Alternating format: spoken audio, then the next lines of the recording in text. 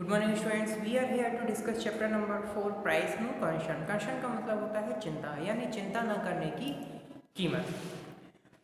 Do you observe different happening taking place in your surroundings? क्या आप अपने चारों तरफ होने वाली घटनाओं की को ऑब्जर्व करते हैं? Are you vigilant? विजिलेंट का मतलब होता है केयरफुल, यानी कि सावधान। Towards illegal activity of suspicious person around you? क्या आप अपने चारों तरफ के किसी भी संदेह युक्त व्यक्ति की एक्टिविटीज से अवेयर होते हैं, उससे सावधान रहते हैं? सस्पिशियस पर्सन का मतलब होता है संदेह युक्त व्यक्ति। तो क्या आप अपने चारों तरफ रहने वाले किसी भी संदेह युक्त व्यक्ति की एक्टिविटीज से अवेयर रहते हैं? बीइंग विजिलेंट, विजिलेंट का मतलब होता है सावधान, यानी कि careful. Being vigilant can sometimes make you the hero. आपकी सावधानी कभी कभी आपको हीरो बना सकती है।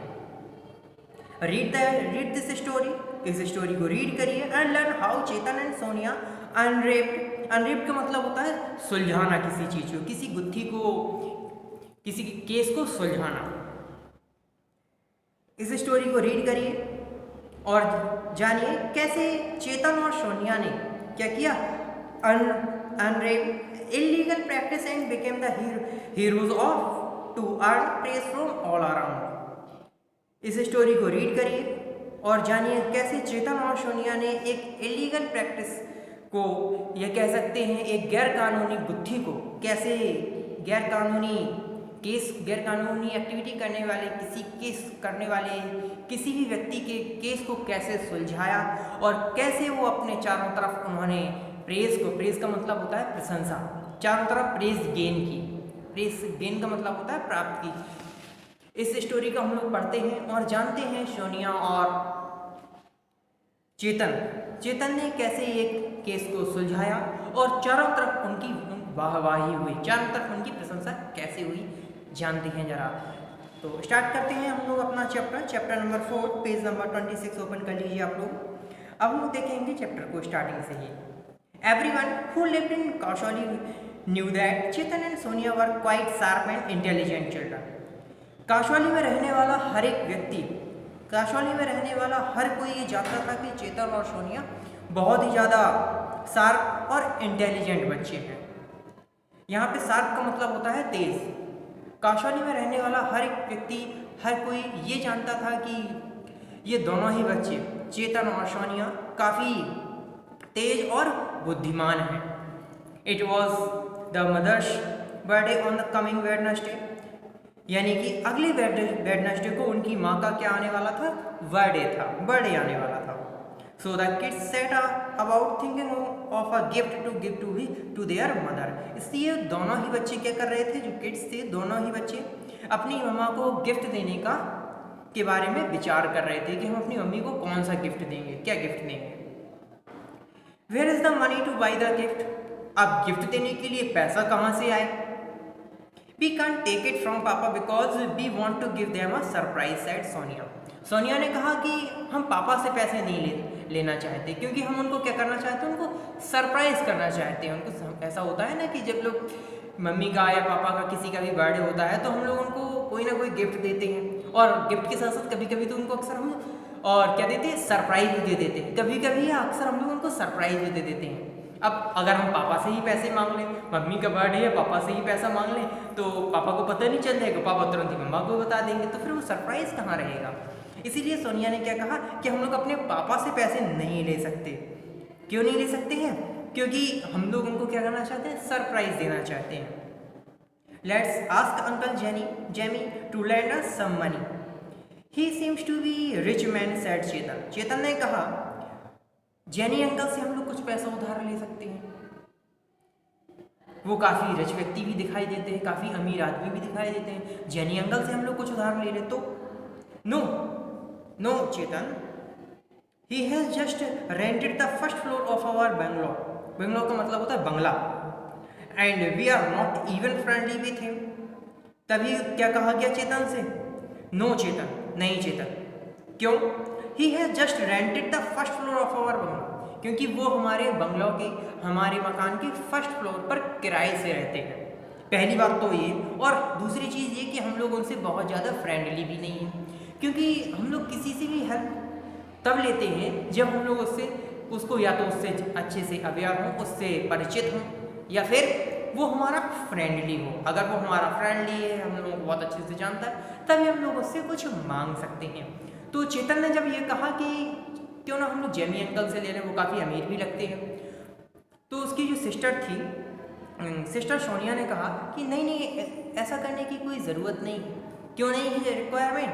क्योंकि एक तो वो हमारे यहाँ रेंट पर रहते हैं, हमारे बंगला के फर्स्ट फ्लोर पर रेंट पर रहते हैं, और दूसरी चीज़ ये कि उनसे हम लोग बहुत ज़्यादा परिचित नहीं है, बहुत ज़्यादा हम लोग फ्रेंडली नहीं है।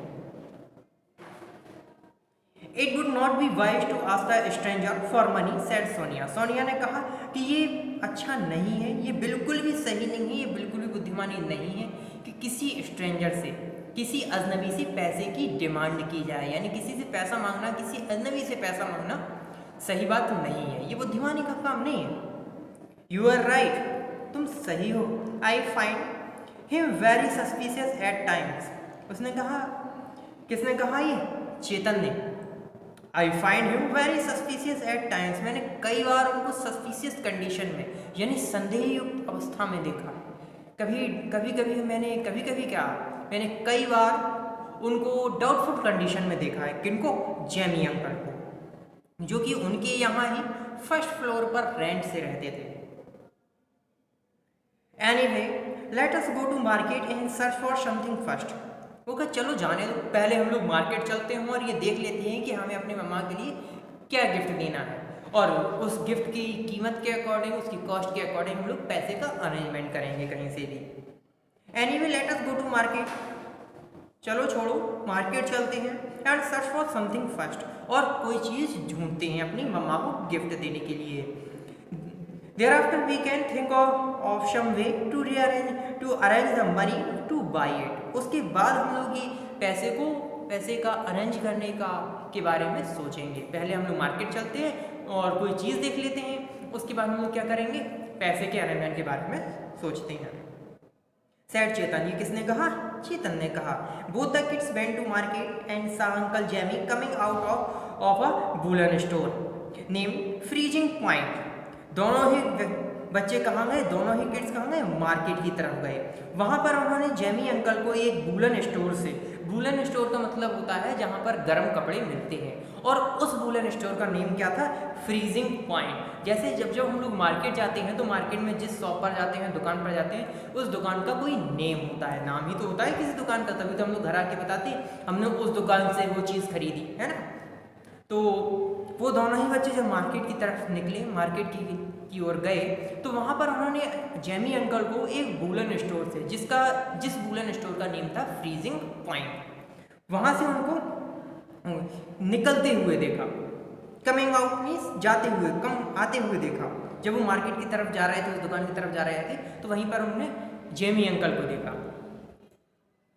He looked to left and right and walked straight near the place.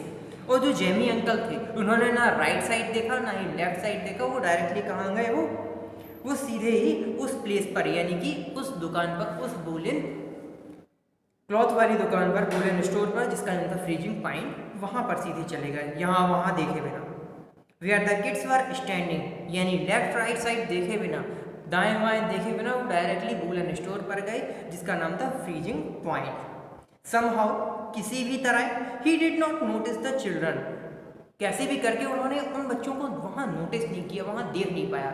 ऐसा होता है कि कभी कभी कोई अगर बहुत ज़्यादा जल्दबाजी में होता है ना, तो वो चीज़ों को नोटिस नहीं कर पाता। हम लोग जब कभी बहुत ज़्यादा जल्दबाजी में हो, तो भले ही बगल पर कोई हमारा फ्रेंड खड़ा रहे, हम लोग उसको नोटिस ही नहीं कर पाते, उस पर ध्यान नहीं दे पाते, उसको नहीं देख पाते। ऐसे ही अंकल के साथ भी था।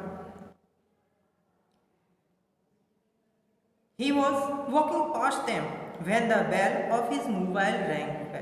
यानी जब वो वहाँ से गुजर रहे थे तभी उनके मोबाइल की रैंग, यानी कि घंटी बजी।